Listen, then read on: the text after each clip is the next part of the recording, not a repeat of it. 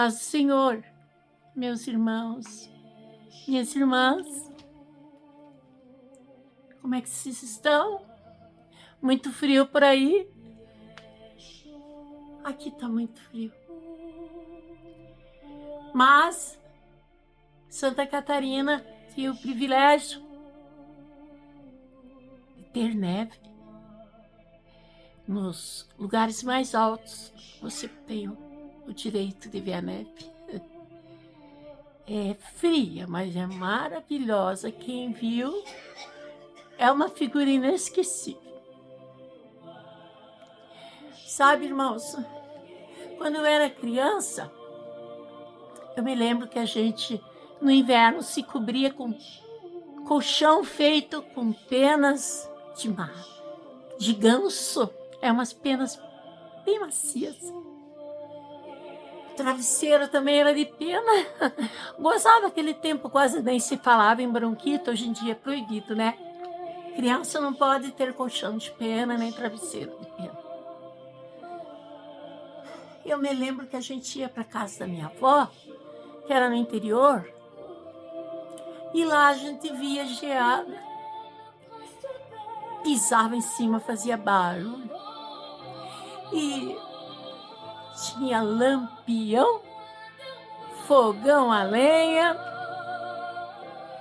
muito inesquecível tudo. Ficou gravado na nossa memória. Tudo é uma lembrança, não é, irmãos? E a gente tinha roupas quentes, mas é muito gostoso ver o frio, sentir o frio em frente a uma lareira, comendo chocolate, depois entrar embaixo de bastante coberta. Não tem nada mais aconchegante que o inverno para unir as pessoas, literalmente, não é mesmo? Olhar pela janela, ver a geada, a chuva, a neve. Mas eu me coloco, irmãos, no lugar desses irmãozinhos que trabalham como pedreiro, garis, carpinteiro, carregando peso. O frio queima as mãos, o rosto. Crianças que quase não têm agasalho e vão para a aula, caminhando a pé. Ai, daí o frio dói, não é, irmãos? O frio é triste. Para essas pessoas que são pobres, o tempo do inverno é muito doloroso. Nossos irmãozinhos colonos que precisam trabalhar na roça, é uma época bem sofrida para eles, porque o mato vem e tem que trabalhar. Trabalha hoje para comer amanhã. Sabe, meus irmãos, o meu marido, ele conta que eles eram 11 irmãos, foi embora um, ficaram 10. E era muito difícil no inverno para ir para a aula.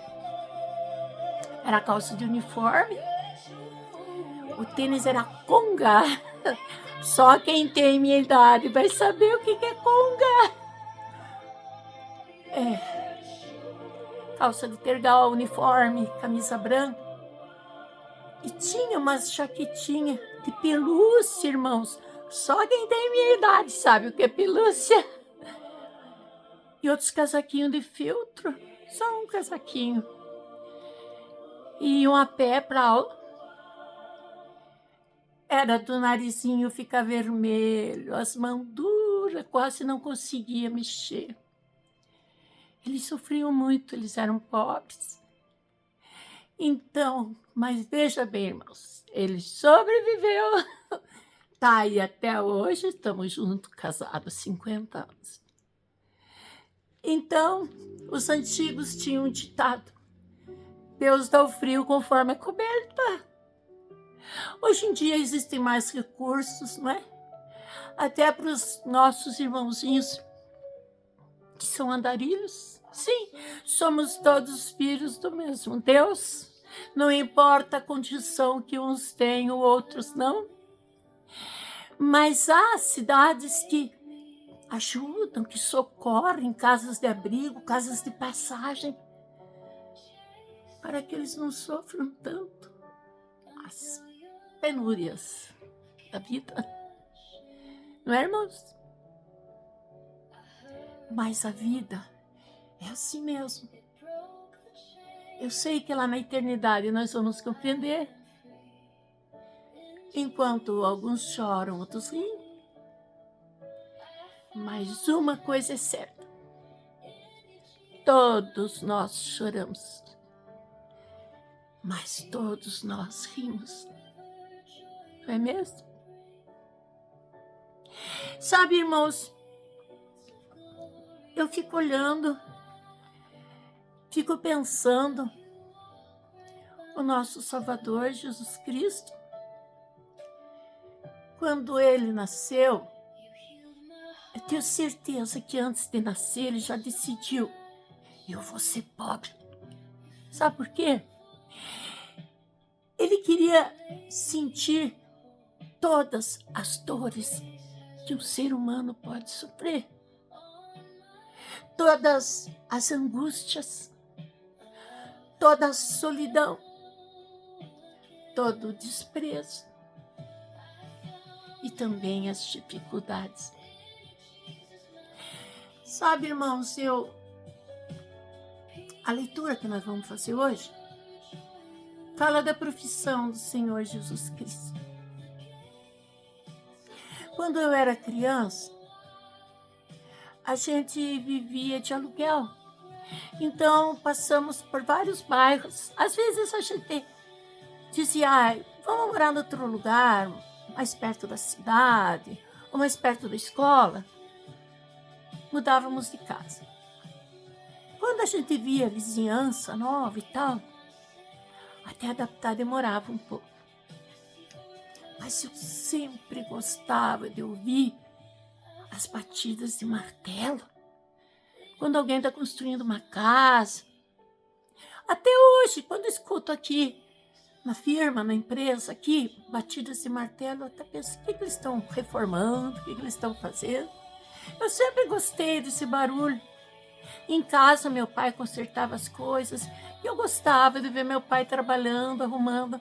Aquele som do martelo no prego, não sei, sempre me dava um tipo de uma esperança. Está saindo casa nova, está saindo móveis, está saindo alguma coisa. Então ficou na lembrança aquelas batidas, né?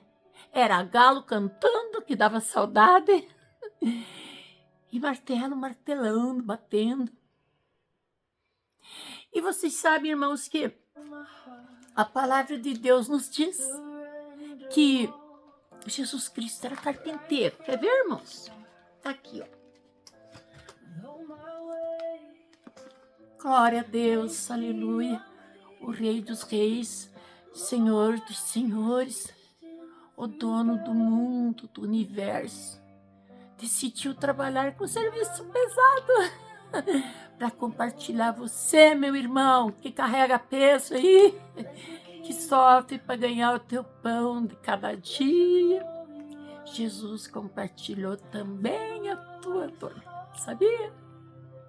Uma profissão muito importante na nossa vida. Hoje em dia as máquinas já operam, né? Graças a Deus o progresso, a inteligência, a ciência, tudo cresceu, tudo aumentou, tudo multiplicou. Isso ajuda também as pessoas a sofrer um pouco menos, não é? Tá aqui, irmãos, ó. Em vários evangelhos diz, mas eu vou deixar com vocês. Em Marcos, capítulo 6 e o verso 2.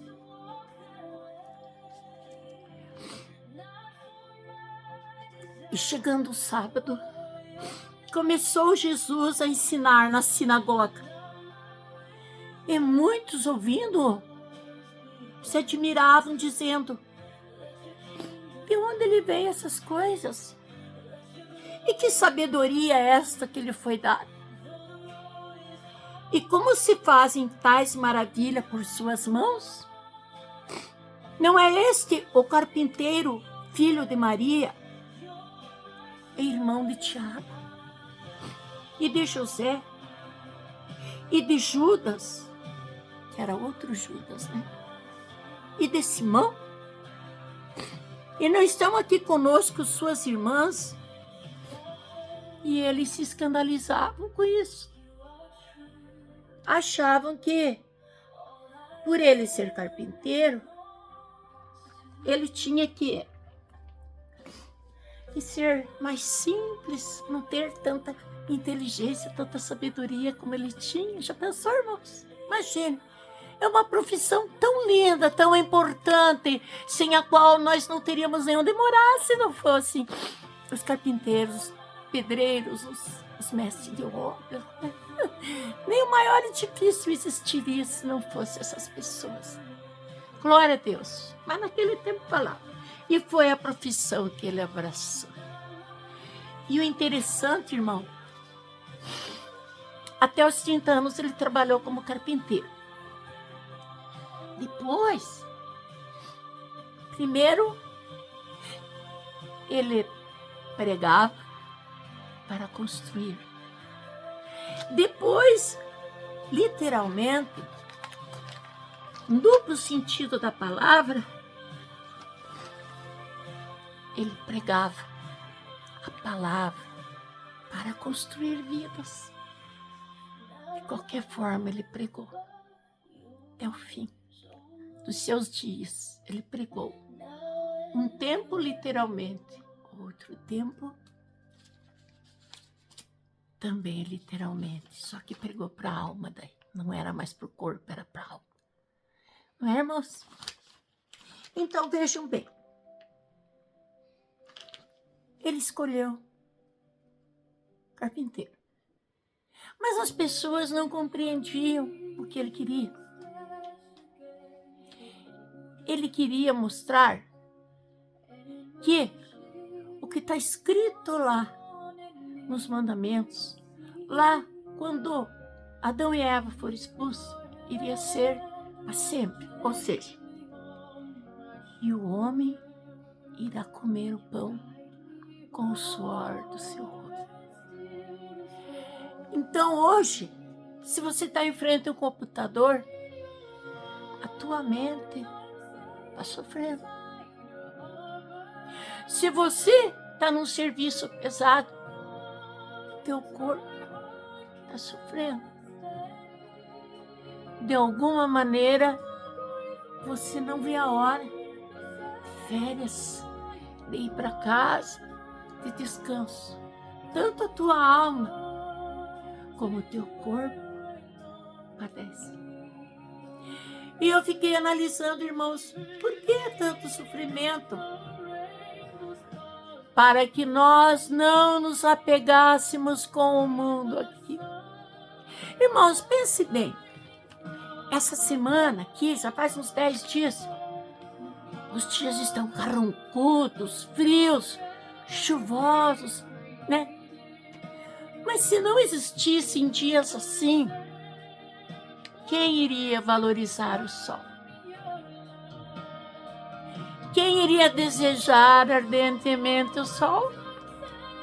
Não é mesmo?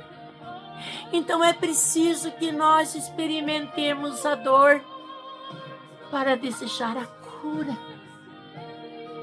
É necessário que nós sintamos a solidão, o sofrimento, para desejarmos a paz, a presença de Deus. Viram o que acontece? Nós estamos aqui num aprendizado. Nós estamos aqui amadurecendo. A tua palavra diz que nós éramos crianças e temos que crescer para alcançar a tua paz, a tua misericórdia, o teu perdão e a tua sabedoria. Porque a tua palavra diz que Deus dá a sabedoria a quem quer, a quem busca. Mas o que é a sabedoria? É a coisa mais importante desse mundo. É saber agir, tomar decisões acertadas, é saber viver em paz com todas as pessoas ao teu redor. É muito mais fácil você não ter amizade com as pessoas do que você se dobrar, se curvar, se humilhar até para conquistar as amizades. Então vejam bem, irmãos, eu gostei, achei lindo um pastor dizer esses dias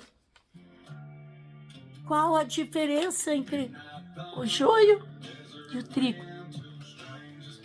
E ele explicou que o trigo, quando ele está maduro, ele se curva, fica amarelo. Aí eles sabem que é a hora da colheita.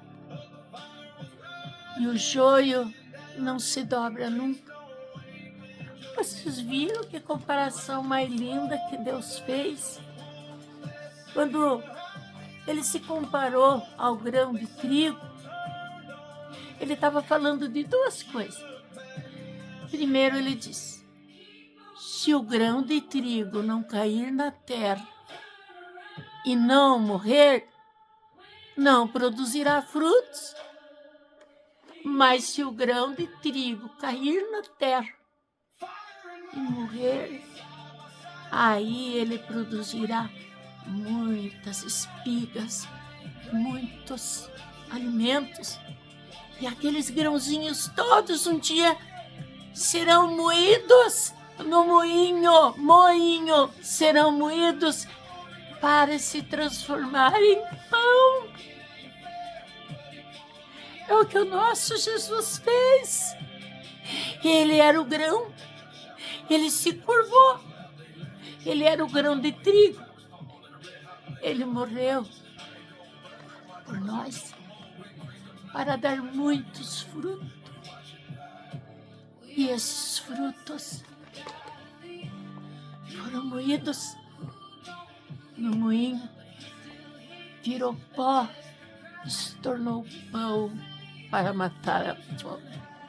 Glória a Deus, aleluia, aleluia, Jesus Cristo, aleluia. Tudo nessa vida é uma explicação, tudo, a vida, a morte, a eternidade, o amor, o ódio, a alegria, a tristeza, a esperança, a desilusão, o desprezo. Tudo tem um motivo, tudo vai ter uma consequência. E a consequência do salvo é a vida eterna. Bendita consequência que nos dará a eternidade.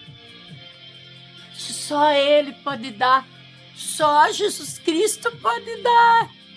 É o único, não existe ninguém.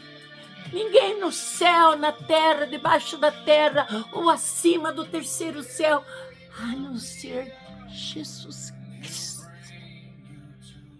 Foi para isso que Ele veio. Foi para isso que Ele te escolheu. Amém, irmãos? Que maravilha do Senhor. Sabe, irmãos,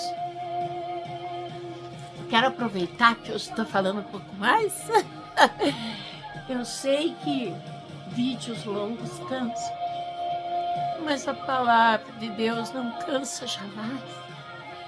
Sempre com novidade, sempre com... Você lê uma leitura 10 vezes e você vai ter sempre novidade, sempre novidade, sempre novidade. Se nós pegássemos a água do mar, gota por gota, se tivéssemos esse poder de sugar, gota por gota, jamais poderíamos chegar perto do amor de Deus para conosco. Deu tudo de si para nós. Filho feito dele mesmo, o Filho feito Deus nesse mundo, sentindo tudo que sentimos. Amém, irmãos? Eu fiquei analisando, irmãos, a última quinta-feira de Jesus Cristo nessa terra. Primeiro, ele tomou a ceia com os amigos, os apóstolos, inclusive com o traidor, que logo iria lhe trair. Depois que ele tomou a ceia, ele foi orar lá no monte. E quer ver, irmãos? Ele orou, ele começou a ver tudo que ele ia passar. E o amor dele era tão grande que ele começou a desenvolver uma hematidrose. Sabe o que é hematidrose? É quando o sangue é excretado pelas glândulas sudoríparas, mediante condição de extremo estresse. E quando a emoção é muito forte, ele chorou sangue, porque ele sabia que ele ia apanhar com aquele azorrague, que tinha os dentes de animais. Ele sabia que ele ia sofrer demais. Então, o que ele fez? Ele suou sangue. E depois que ele passou por toda aquela tragédia de surrarem ele, de arrancarem toda a carne das costas e tudo, jogaram ele na prisão, para no outro dia eles colocarem numa cruz. Com certeza, de madrugada, ele ouviu as batidas do martelo daqueles que iriam fabricar a cruz para ele carregar. Ele ouviu lá na cidade, as batidas das cruzes que iam crucificar eles três. E ele no meio. E ele sabia, é para mim essa cruz. Então, com certeza, ele não conseguiu dormir aquela noite de tanta dor, tanta tristeza. Com certeza ele lembrou: eu fabriquei tantas camas, mas hoje a minha cama será uma cruz. E ele abraçou a sua última cama. Amou os pobres, viveu com os pobres, a ponto de que quando morreu, precisaram levar ele num túmulo emprestado de José de Arimateia. Que lição para nós? A lição é que basta ter Jesus Cristo e nós somos mais que ricos, mais que vencedores, mais que vitoriosos, porque Ele é o único que nos dá a vitória. Não importa o que você esteja sofrendo, Ele tem controle sobre tudo aquilo que você possa imaginar e até aquilo que você não pode imaginar. Eu te deixo Jesus Cristo, que eu tenho e que eu creio que é o verdadeiro. Eu deixo porque no coração dele cabe toda a humanidade. E que Deus te abençoe, te dê uma noite cheia de paz, cheia de alegria, cheia de esperança. O nosso Redentor vive. e por certo levantará sobre a terra para nos dar a vitória junto dele. Amém, irmão? Beijo, que o Senhor abençoe poderosamente a tua vida, tá bom? Tchau, boa noite, paz do Senhor Jesus Cristo. Amém. Tchau, tchau.